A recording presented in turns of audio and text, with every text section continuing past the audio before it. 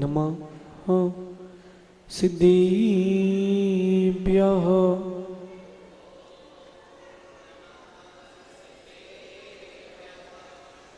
जी मंगल भूदाणं विमिलाणं नाणदंसनमयाणं तैलोयसीराणं नमोसया सव सिद्धाणं नमो रन्ताणं नमो सिद्धाणं नमो ऐरियाणं नमो वसायाणं नमो लोये सव साहुणं। पंच परमेष्ठी भगवंतों की देवादिदेव एक कजराट श्री आदिनाथ भगवान की, देवादिदेव एक कजराट श्री पार्श्वनाथ भगवान की, गणाचार्य भगवान विराग सागर जी मामुनराज की, पट्टाचार्य भगवान गुरुवर विशुद्ध सागर जी मुनराज की, पंच कल्याणक प्रतिष्ठा महामहोत्सव की, श्रुत संवेगी मुनि आदित्य सागर जी मुनिराज की, समस्त मुनि आचार्य संघ की। भव्य बंधु, अंतिम तीर्थेश भगवान महावीर स्वामी के इस पावन और पुनीत शासन में हम सभी विराजते हैं। तीर्थंकर जिनेन्द्र की पीयूष देशनयी मनुष्यों, हम सभी जीवों के कल्याण का साधन है। चर्चा पंच कल्याणक प्रतिष्ठा महामहोत्सव में, और चर्चा है जीवन की उन्नयन की, चर्चा है जीवन सूत्रों की। बिरले जीव हैं जो तत्व को सुन पाते हैं, उसमें भी बिरले हैं जो तत्व को ग्रहण कर पाते हैं। आपके जीवन में तत्व जो कुछ भी आपको सुनने मिला है अंतरंग में नहीं उतरा, इसलिए आप लोग घूम रहे हो। घर से दुकान, दुकान से घर, ज्यादा कुछ हुआ तो कुछ बिरले हैं जो मंदिर तक आ गए, और बिरले हैं जो गुरुओं के पास तक आ गए। बस यही चक्कर चल रहा है। कारण कारण क्या है? संगति। आज अपन जीवन सूत्र में सफलता की उपयोगी 5 बातों को समझते हैं, जिसको जिस भी फील्ड में सफलता चाहिए हो।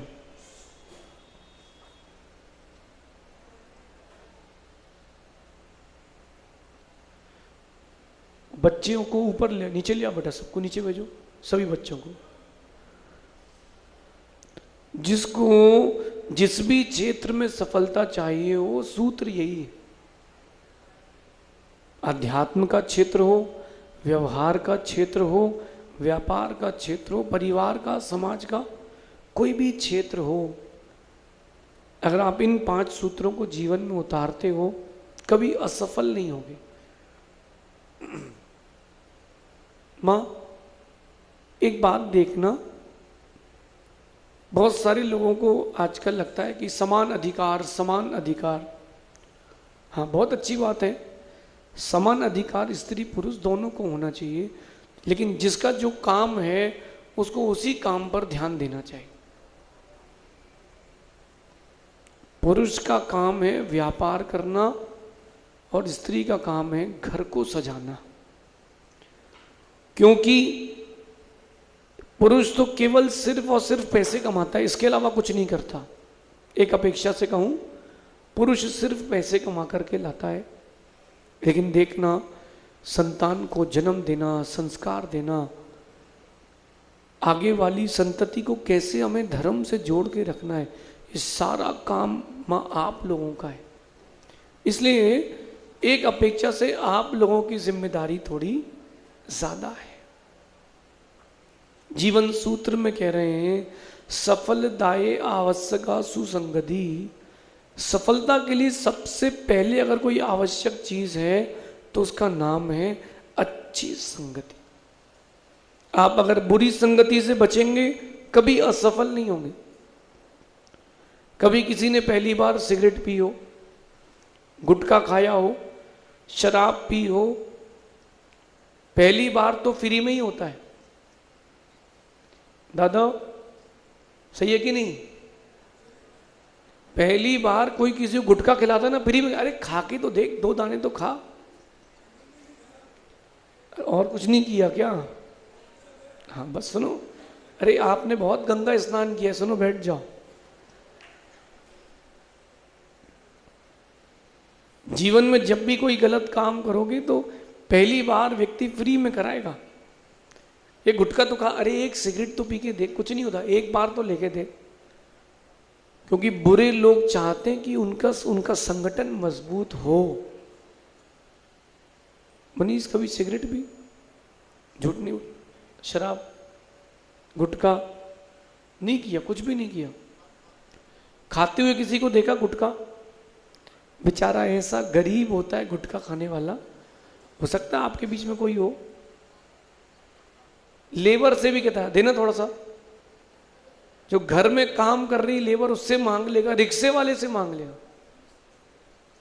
राह चलते भिखारी से बोलेगा एक बीड़ी देना, देना भैया।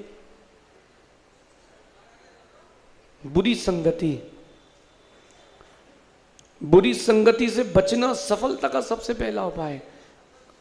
आप लोग कभी स्कूल गए हो तो देखने स्कूल में अलग अलग ग्रुप बनते हैं। बैक बेंचर्स का अलग ग्रुप रहता है, वो दूसरे पीरियड में टिफिन खा लेते हैं और जब टीचर पढ़ाए तो जम के हल्ला करते हैं। एक रहता है टॉपर्स का ग्रुप, वो आगे बैठते हैं।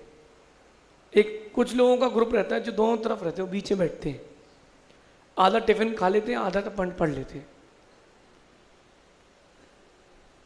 तो जैसी आपकी भावना होगी संगति आपको वैसी मिलेगी। सफल होने की भावना है, सक्सेसफुल होने की भावना है। ध्यान रखना, अगर आपको सक्सेसफुल होना है तो आपको अपने जीवन में अच्छी संगति रखना ही पड़ेगी।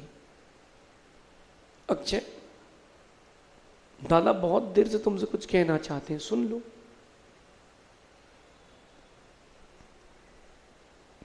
कोई काम नहीं आएगा, जब अंतिम सांस निकलेगी जो आपने धर्म किया है वही काम आएगा। अक्षय खड़े तो हो जाओ जरा। अब तुम्हारी इस पंचगणा की प्रतिज्ञा है कि अगले सौधर्मेंद्र तुम बनोगे। हाँ? जब इंदौर में आएंगे तो अंजी नगर पंचगणा तो होना ही है। अपनी कमेटी, अपना समाज, अपना मंदिर, क्यों चिंता करना? देखो कभी कोई बुरे दिन आए ना और तुम्हें लग रहा है कि नाव डूब रही है तो भगवान के पास जाना, कहना भगवान हमें डर नहीं लगता क्योंकि नाव भी तेरी, समुंदर भी तेरा और हम भी तेरे, क्या डुबाओगे? समझ गए? अच्छी संगति। अब जो सौधर्मेंद्र बन चुके उनकी संगति में बैठो। अध्यक्ष बनना हो मंदिर का तो दादा के बगल में बैठना, और सौधर्मेंद्र बनना हो तो सौधर्मेंद्र के बगल में बैठना। दोनों बनना है। वो कह रहा है अध्यक्ष भी बनना और सौधर्मेंद्र भी बनना है। खैर तुम बोलोगे तो दादा बना भी देंगे।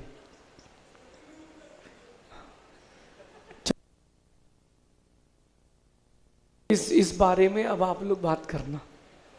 सुनिए, सबसे पहली बात होती है सक्सेसफुल बनने के लिए अच्छी संगति रखें। जो लोग आध्यात्मिक हैं, व्रती हैं, स्वाध्याय करते हैं, पहले उनसे बात करता हूं। ऐसे लोगों की संगति में रहना जो मुनियों की निंदा नहीं करते हो।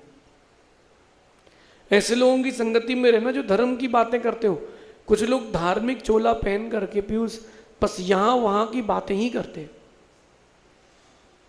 मैं एक ब्रह्मचारी जी से मिला, अशोक नगर से बिहार हो रहा था साडोरा के लिए। मैंने कहा अरे भैया जी आप कब आए गुरु जी के पास से अपने? बोले मैं परसों ही आया। मैंने कहा अभी स्वाध्याय क्या चल रहा है? बोले स्वाध्याय वाध्याय नहीं करते हम लोग। तो मैंने कहा फिर क्या करते हो? बोले अभी मैं गया था 3 दिन के लिए, तो वहाँ एक आदमी घूम रहा था कि उसको 5 लाख रुपए दान करना है, तो उसको ले गए, दर्शन करा दिए, अपना काम हो गया। मैंने कहा भैया आप भगवान महावीर स्वामी के एजेंट हो कि LIC के एजेंट हो? सुन रहे ब्रह्मचारी लोग, बेटा कभी मुनि निंदा नहीं करना, अपन को आध्यात्मिकता की ओर जाना है। अच्छे लोगों की संगति रखना जो निरंतर स्वाध्याय की चर्चा करें, क्योंकि काम वही आएगा और कुछ भी काम नहीं आएगा। आपके जीवन में वही चीज काम आएगी और कुछ भी काम नहीं आएगा। अच्छी संगति, देखो हम अच्छे लोगों की संगति में बढ़िया प्रेम से शांति से जी रहे हैं, बहुत अच्छे लोगों की संगति में। आप लोगों की संगति में नहीं है। आप लोग आओ और दर्शन करके जाओ, रहेंगे तो हम इनके साथ। और बुरा लग रहा हो आप लोगों को तो आप भी आ जाओ। बुरा लग रहा है किसी? नहीं लग रहा। गधिया जी, बाल काले करा लेने से कोई जवान नहीं हो जाता। नहीं, ताली ना बजाए, ताली वही बजाए जिसने काले नहीं किए हो। बाल काले कराने से क्या जवान हो जाओगे? हैं? ऐसे से एक चीज तो बोलो हाँ की ना, तो क्यों करते हो? पता आपको, प्रकृति जब बाल सफेद करती है तो वो क्यों करती है? ताकि आपकी विरक्ति बढ़े, आपको इस बात का ज्ञान हो जाए कि अब मृत्यु निकट है, अब अवसान का वक्त है। लेकिन आप तो कर्मों से डरती नहीं हो। आप लोग, दांत निकल जाए तो टूट जाए तो दांत लगवा लो, समझ जाओ। दांत टूट जाए तो दांत लगवा लो, और कान अगर कमजोर हो जाए तो मशीन लगवा लो, बाल काल सफेद हो जाए तो काले करा लो। और क्या है? हाँ, ये कह रहे हैं कि झड़ जाए तो नकली लगवा लो। पंडित जी जो बिग लगाता है वो आहार नहीं दे सकता, भगवान का अभिषेक नहीं कर सकता, निकालना पड़ेगा फिर करेगा। पात्र नहीं है, पात्र नहीं है। बचो, बुरी संगत से बचो, अच्छी संगत में रहो। देखो, आपके किए गए पाप किसी को पता हो ना हो, आपके कर्मों को तो पता है। अंतिम समय जब कैंसर जैसे फोड़े होंगे तब लोगों को मालूम चलेगा कि सिगरेट पीता था, गुटखा खाता था। और कुछ नहीं, जो तुमने कमाया है पूरा घर तुम्हारे इलाज में लगाएगा और अंतिम समय तुम मर जाओगे। तुम गए और पूरा घर गरीब करके गए। धिक्कार है ऐसे लोगों को। अच्छी संगति में रहो, सफलता जरूर मिलेगी। आप व्यापारी हो तो व्यापारियों के बीच में बैठो। एक अच्छे, आपको ज्ञान की प्राप्ति करना है तो ज्ञानियों के बीच में बैठो। आप लोग फोन देखते हो, स्क्रीन स्क्रॉल करते हो, उस चीज को देखो जो आपके लिए जरूरी है। बच्चों के लिए क्या करते हो आप लोग? लो बेटा, टम टम पम पम, क्या बोलते हैं? डूबी डूबी डू, आओ डम डम बम बम। सुनो, क्यों देना? आप उसको जोड़ो ना। जिन शासन की बहुत सारी कथाएं हैं, उनसे जोड़ो। उसको प्रेयर करो कि वाह कितनी अच्छी है, कितनी अच्छी है, तो वो भी देखेगा। आपको सफलता प्राप्त करना है, अच्छी संगति सबसे पहला उपाय। दूसरा उपाय, निरर्थक बातों से, निरर्थक बहस से बचें। जिन बातों का कोई आपके जीवन में सार नहीं है, ओम इग्नोराय नमः। क्यों परेशान हो? चीजें हो जाती हैं, दिन निकल जाती हैं, आप लोग बातों को बड़ा संभाल के संजो के रखते हो। क्यों रखना है? क्यों रखना? निरर्थक बातों को मत जोड़ो। जिन निरर्थक बहस से, यानी आर्ग्यूमेंट से आपके परस्पर के संबंध खराब होते, बिल्कुल मत करो। दिमाग खराब होता है, आपकी विशुद्धि जाती है। सुनील भाई, बिल्कुल निरर्थक बहस कभी मत करना। जिस बात का आपके जीवन से कोई लेना देना नहीं है, उसको ओम इग्नोराय नमः। और आपके जीवन का लेना देना है, बात करो, जरूर करो। निरर्थक बहस में आप लोग तो इसमें बहुत माहिर हो। आप लोग कभी निरर्थक बहस करते ही नहीं। ये इन माताओं से कुछ तो सीख लिया करो। जब एक माँ दूसरी माँ से ने, एक लेडी दूसरे लेडी से किसी की बुराई करे तो इतनी समझदार है ये लोग, इनको पता है कि तीसरे को बताएगी कि इसने भी कुछ कहा है। तो ये क्या करती हैं, सुनती सुनती सुनती रहती हैं, फिर आखिरी में करती हैं खत्म, केस सिरे से खारिज। देख लेना आप, दो बातें जब करें औरतें, ऐसा करके सारी बात खत्म, सीखो। और जो पुरुष होते हैं वो आर्ग्यूमेंट करते हैं, तेरे को क्या पता, हमको पता है, हमने देखा, हमने जाना। अभी आप ग्लोबल क्राइसिस की बात कर लो, ये 2-2 घंटे बैठ जाएंगे, तुम्हारा क्या हो जाएगा, तुम कुछ कर पाओगे ट्रंप का, मोदी जी का, काहे परेशान हो रहे हो। निरर्थक बहस ना करे, जो कुछ भी है चल कोई नहीं होगा, ओम इग्नोराय नमः। देखो दादा, उतरते दिन हैं, जो 50 के ऊपर हो गए, मेरी बात ध्यान से सुनना, उतरते दिन हैं। 50 के ऊपर कितने हो गए, 50 के ऊपर कितने लोग हो गए, हाथ उठाओ। ऐसे कुछ लोग तो ऐसे हाथ उठा रहे दिखे ही नहीं जाए, अरे पूरे उठाओ, 50 के ऊपर हो गए। हाँ, अब सुनो, जितने 50 के ऊपर हो गए, अब उतार के दिन हैं। उतार के दिन में जितना खुद को सुरक्षित रख सकते हो रखो। आयु बंद का समय है, आयु बंद जैसा होगा आने वाला कल वैसा होगा। सुनो ध्यान से, गंभीरता से। दादा, अगला जन्म तो मिलेगा, निश्चित मिलेगा। कैसा मिलेगा, कैसा चाहिए? आयु बंद जिसका नहीं हुआ वो अच्छा आयु बंद कर ले। अब ये पता कैसे करें कि आयु बंद हुआ कि नहीं हुआ? चलो आज कोई भी एक नियम ले लो, आज के लिए बस ले सकते क्या? चीकू का त्याग कर दो आज के लिए। कितने लोग कर सकते हैं? आज चीकू नहीं खाएंगे, पक्का? 9 बार नमोकार पढ़ लो कि आज चीकू नहीं खाएंगे।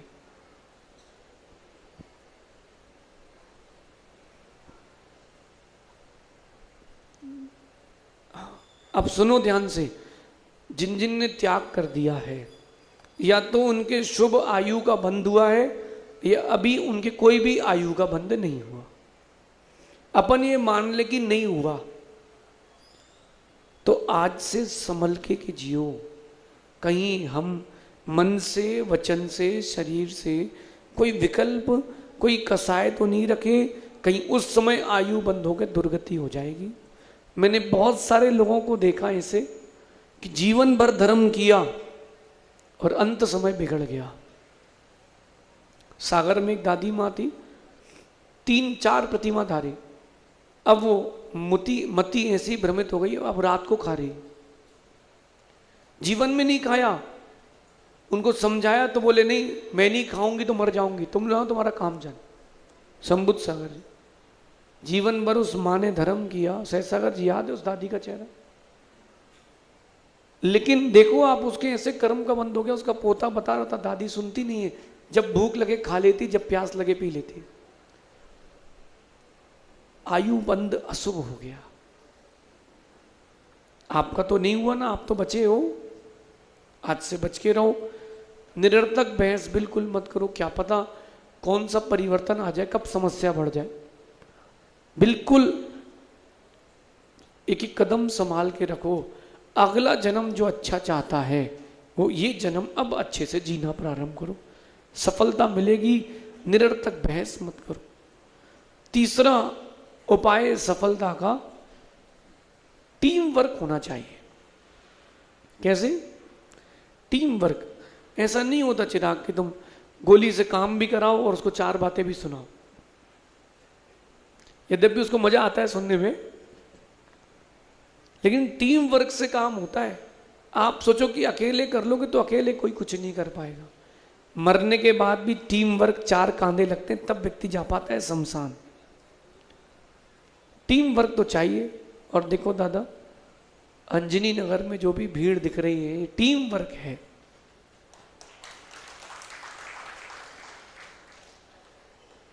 ये टीम वर्क है पंडित जी।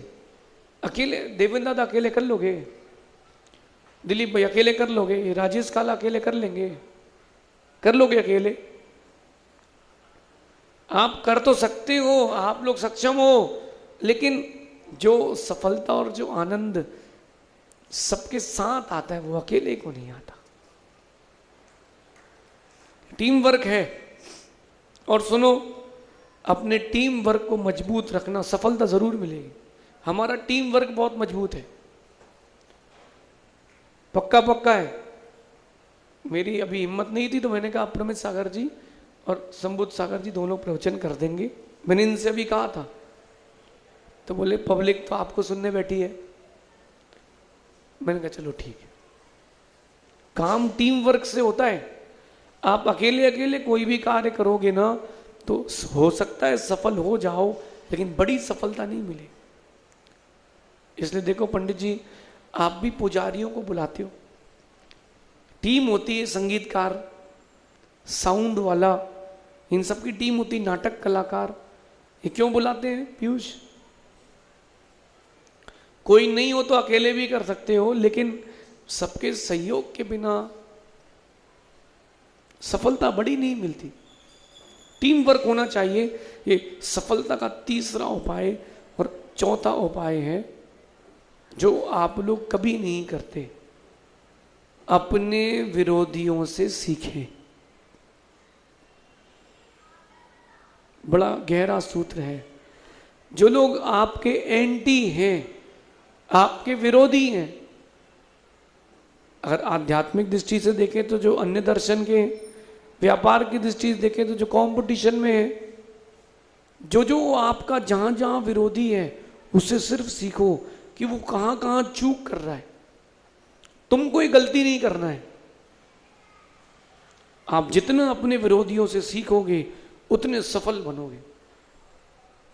वो कहां कहां गलती कर गया, मैं वहां मैं गलती नहीं करूंगा। उसने कर दी तो कर दी, हम क्यों करें? सीखो। आप लोग क्या करते हो, जो आपका एंटी होता है ना, उसके बारे में सिर्फ बुरा सोचते हो या उसको इग्नोर करते हो। मैं रुकता हूं, मैं देखता हूं, अच्छा ये ऐसा है। देखो चिराग, कुछ लोग स्वार्थवश ही आते हैं इंदौर में, कुछ त्यागी वृत्ति भी आते कि महाराज जी हमारे मंदिर में प्रोग्राम है, आप चलिए, ले जाएंगे, पैसे इकट्ठे करने के बाद भूल जाएंगे। तुमको इस प्रवास में वो दिखे क्या? इंदौर में नहीं है? क्यों नहीं दिख रहे? उनको पता है कि अब मेरी कोई वैल्यू नहीं बची। थोड़ा प्रोफेशनल बनना चाहिए। जो विरोध कर रहा है, आपके लिए कुछ गलत कह रहा है, उससे सीखो। क्या सीखो? कि वो कैसा जीवन जी रहा है, उसमें से मुझे क्या क्या कमियां दिख रही हैं, वो मेरे अंदर तो नहीं है, मैं सुधारूंगा, मैं अपने आप को संवारूंगा।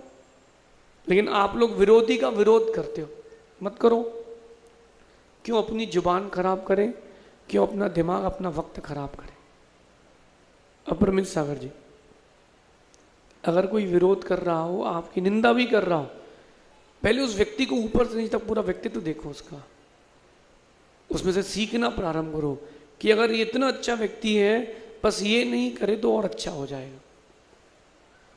लेकिन अंदर की कसाई कहती है कि इसको ठोको, उसके लिए बोलो, मत बोलो। समंत भद्र स्वामी कहते हैं कि शत्रु का नाम लेना यानी शत्रु का प्रचार करना है। आप किसी अपने विरोधी का नाम मंच पर लोगे तो उतने लोगों को नहीं पता था, उतने लोगों को नाम मालूम चल गए। क्यों बोलूं? ओम डिलीटाय नमः। विरोधियों से सीखें, उनके अंदर भी कुछ ना कुछ गुण और अवगुण होते हैं।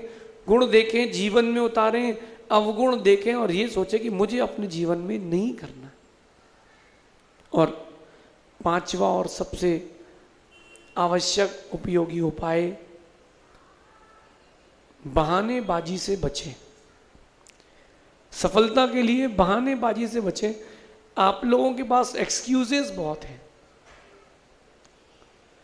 एक्सक्यूजेस बहुत है। देखो बुंदेलखंड में कहते हैं करने के 100 बहाने और नहीं करने के 1000। करने के 100 बहाने और नहीं करने के 1000। जिसको करना है वो कर लेता है। चुल्लक जी, आचार्य कुंतु सागर जी हुए ऐनापुर वाले आचार्य शांति सागर जी की परंपरा में 65 साल की 50-60 साल की उम्र में उन्होंने दीक्षा ली, 70 साल में संस्कृत सीखी, 75 साल में ग्रंथ लिखे। वो माँ हाथ में ग्रंथ लिए ना, आप उन आचार्य की बात करो जो आप हाथ में ग्रंथ लिए हो। 75 वर्ष की उम्र में उन्होंने संस्कृत सीखी और फिर ग्रंथ लिखा है। जिसको सीखना है वो बहाने नहीं बनाता, वो सीखता है। और जिसको नहीं सीखना उसके पास बहुत बहाने। एक बच्चा स्कूल में फेल हो गया, पिताजी कहते हैं बेटा तू 11वीं में फेल हो गया, हम लोगों को क्या मुंह दिखाएंगे, कौन सा मुंह दिखाएंगे। तो पूछता है पिताजी और कोई है क्या आपके पास? नहीं है तो यही दिखा देना। बोले तुझे समझ में नहीं आ रहा, तू फेल हो गया। तो धीरे से वो कहता है पिताजी देखो चिंता मत करो, हमारी क्लास में डॉक्टर के बच्चे भी पढ़ते, वो भी फेल हो गए। हमारी क्लास में इंजीनियर के बच्चे पढ़ते तो वो भी फेल हो गए। अब आपने तो बीए किया है, तो बीए वाले का बच्चा भी फेल हो गया, इसमें बड़ी बात क्या है?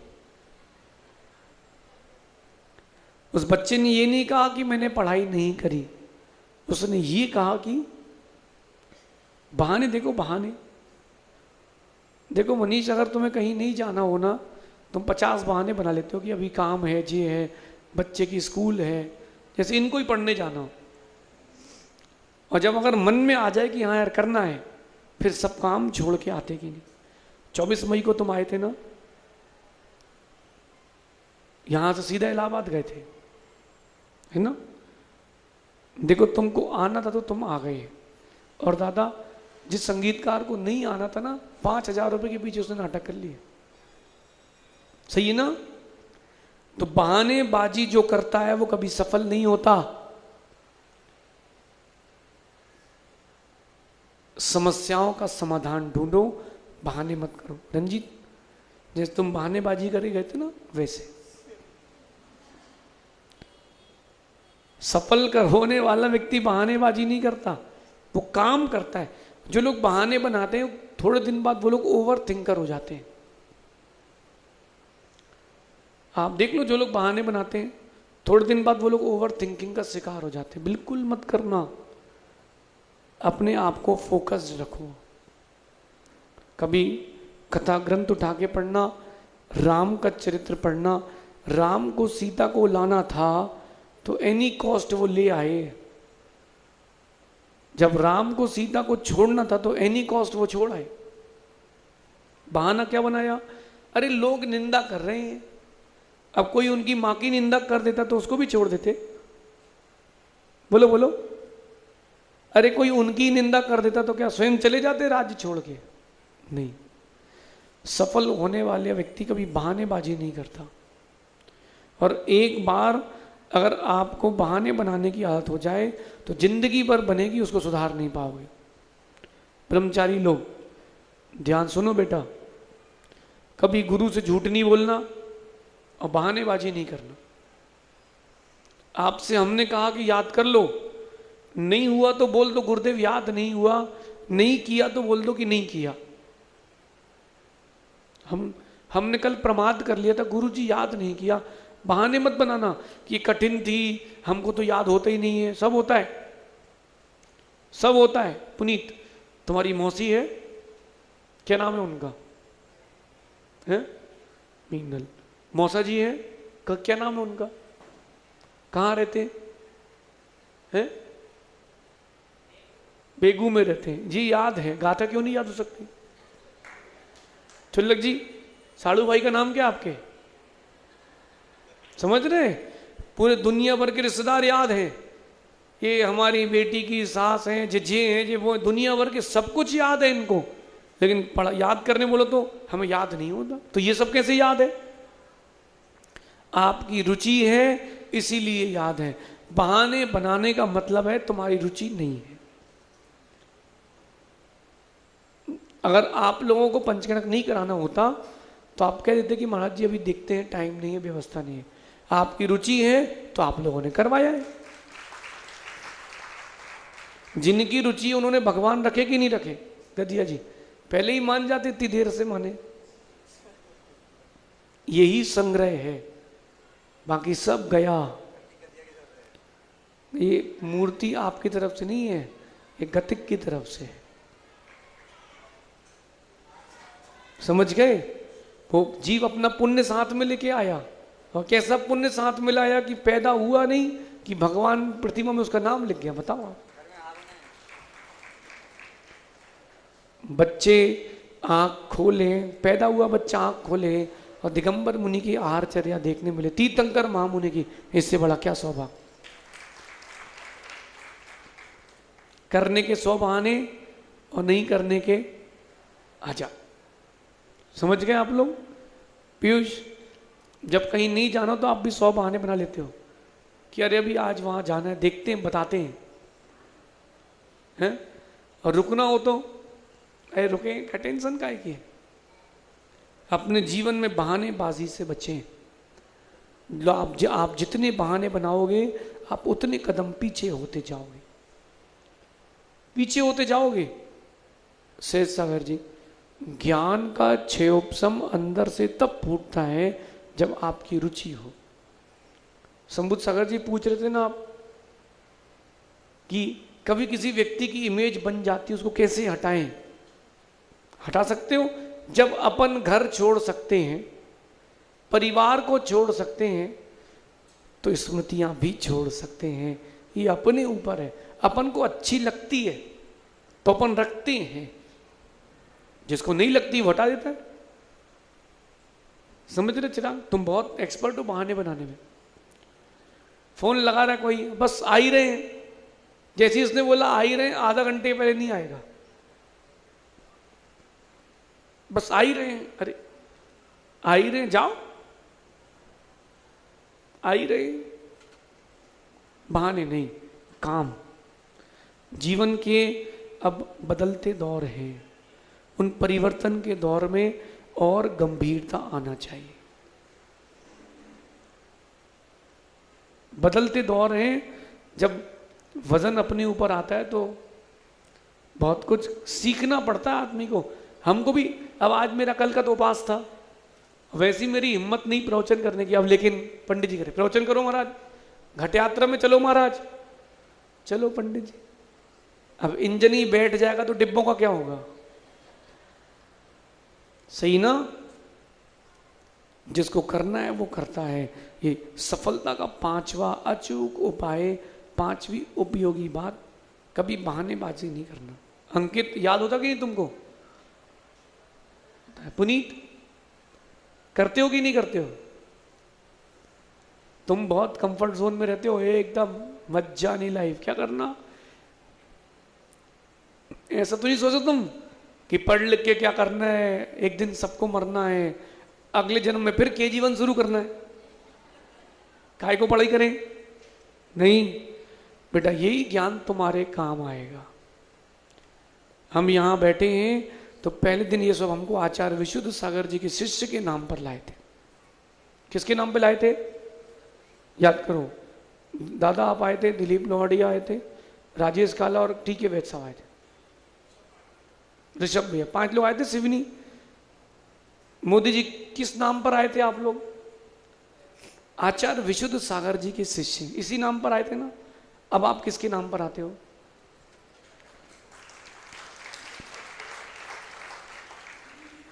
हाँ, अब आप गुरु जी के नाम पर आ रहे हो।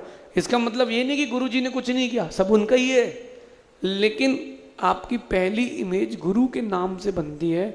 उसके बाद पहले दिन के बाद जब व्यक्ति कोई पूछता है या पूजता है तो वो आपके निजी व्यक्तित्व से पूछता है।